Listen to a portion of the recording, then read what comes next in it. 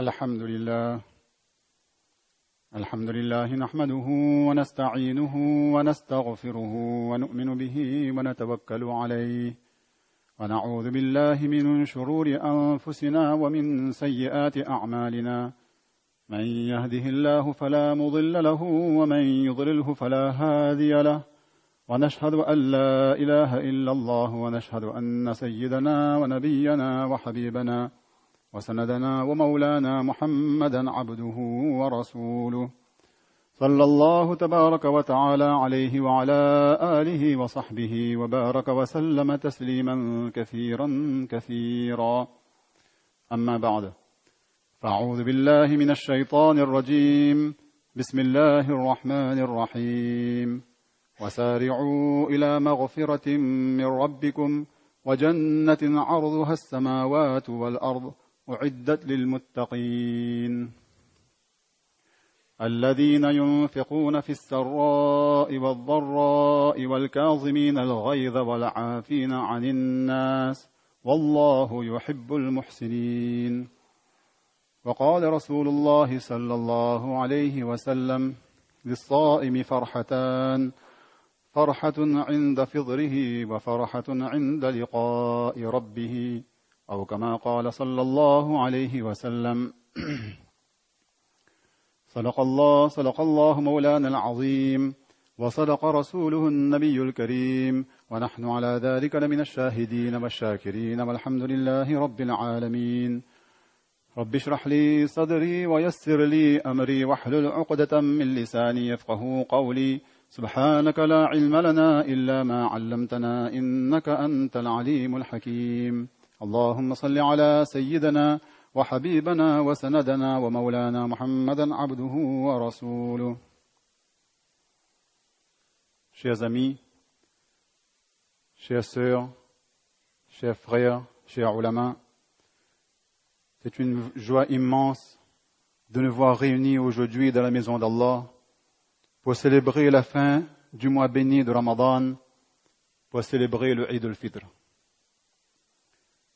Cette joie profonde, nous pouvons, grâce à la magie du direct, la partager avec des téléspectatrices et téléspectateurs d'horizons lointains. D'ailleurs, nous le souhaitons à tous la bienvenue. Cette joie est légitime, car grâce à l'aide et à l'assistance du compatissant, nous venons de passer un mois d'effort et de recueillement, un mois d'activité spirituelle intense, un mois béni, qualifié de azim, grandiose par notre bien-aimé prophète, Muhammad Mustafa sallallahu alayhi wa sallam, que la paix et la bénédiction d'Allah soient sur lui.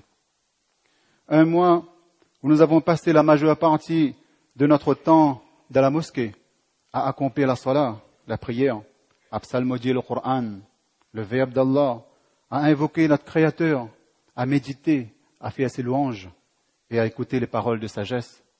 Un mois où nous sommes privés de toute boisson, de toute nourriture et de toute relation intime de l'aube jusqu'au coucher du soleil. Un mois où durant les nuits, nous nous sommes adonnés à la prière du tarawih et au tahajjud, la prière nocturne, emblème des pieux. Un mois où nombre de nos jeunes et moins jeunes frères et sœurs se sont isolés pendant 9 jours pour une retraite spirituelle complète, l'i'tikaf. Un mois où l'ego a été privé de ces deux sources, l'alimentaire et le charnel, afin de dominer et de contrôler nos passions et de faire triompher notre côté angélique. Un mois où notre âme a été nettoyée et purifiée grâce à la privation du jeûne et embellie grâce à la lecture du Furqan, le discernement, et à l'accomplissement assidu de la prière. Un mois où nos cœurs ont frémi en écoutant la récitation des versets coraniques psalmodiés par nos imams et nos huffaz qui ont mémorisé en intégralité le livre divin.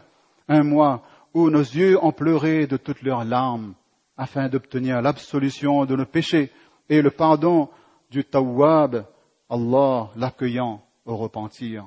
Un mois où nous n'avons cessé d'implorer le Seigneur des mondes pour qu'il nous accorde l'accès à son paradis et qu'il nous délivre du feu de l'enfer. un mois où nous avons fait preuve de grande générosité et de compassion vis-à-vis de nos proches et des pauvres, un mois où partager notre repas avec les plus démunis était chose courante, un mois où nous avons réfréné notre exaspération, avalé notre colère et évité les discussions inutiles. Pour toutes ces raisons et pour d'autres, il est légitime que notre mosquée soit illuminée par vos visages resplendissants et vos cœurs pleins d'amour.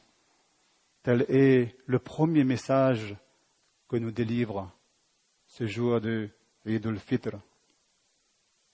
Nous formulons le doigt qu'Allah nous fasse vivre souvent de tels moments de bonheur et qu'il nous accorde son amour et l'amour de son bien-aimé prophète Muhammad Mustafa sallallahu alayhi wa sallam. Amin. Qu'Allah accepte cette invocation.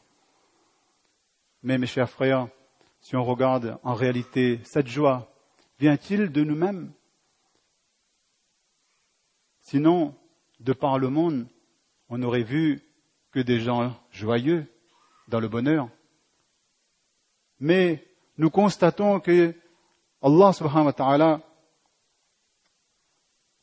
tout cela provient de lui. Rasulullah sallallahu alayhi wa sallam dit, Lis-sa'imi farhatan. Pour le jeûneur, il y a 2 moments de joie, de bonheur, de gaieté. Le premier, lorsqu'il rompt son jeûne.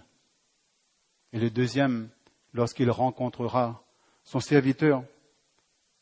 Hazrat Muhammad Hanwi, rahmatullah alayhi, qu'Allah le bénisse, qu'Allah lui fasse miséricorde, un de nos éminents savants, érudits, dit qu'il y a 3 étapes dans le fait de rompre le jeûne. Premièrement, il y a le jeûne du jour.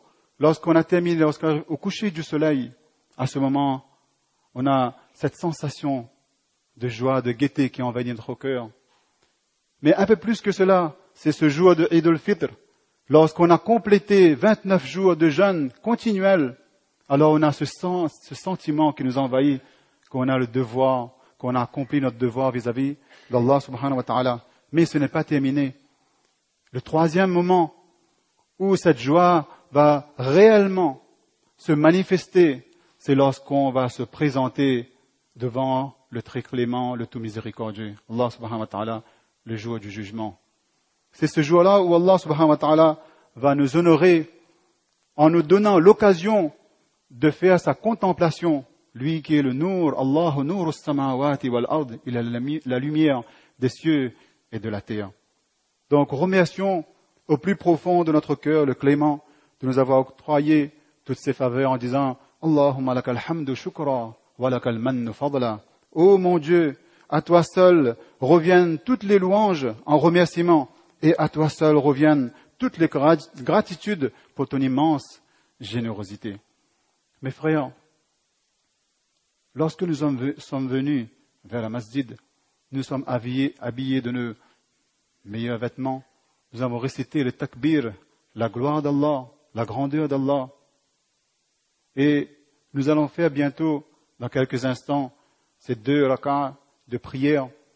Toutes ces actions sont des moyens que Allah subhanahu wa ta'ala nous octroie pour justement faire montre de notre reconnaissance vis-à-vis d'Allah subhanahu wa ta'ala.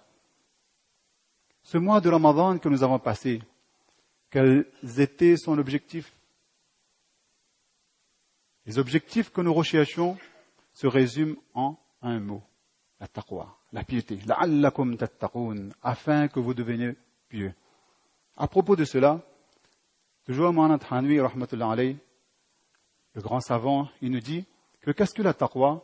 Il dit la taqwa, on peut le résumer sous une autre forme en disant que la taqwa, c'est la vie complète dans laquelle il y a l'obéissance d'Allah subhanahu wa ta'ala. Din kamil, une religion complète, un islam complet. Et qu'est-ce qu'un islam complet? C'est dans lequel il y a ces 5 domaines qu'on a appliqués. Dans ces 5 domaines, on doit avoir la piété, l'obéissance scrupuleuse aux ordres d'Allah et aux enseignements de son bien-aimé prophète Muhammad sallallahu alayhi wa sallam. Premièrement, c'est dans notre adoration. Deuxièmement, dans nos croyances. Troisièmement, dans notre relation à autrui, dans notre vie sociale de tous les jours. Quatrièmement, dans nos transactions. Et cinquièmement, dans notre façon de nous comporter, dans nos caractères. Et malheureusement, mon ami, rahmatullah alayhi, dit que les deux premiers, c'est-à-dire les croyances et les actes rituels, on donne beaucoup d'importance,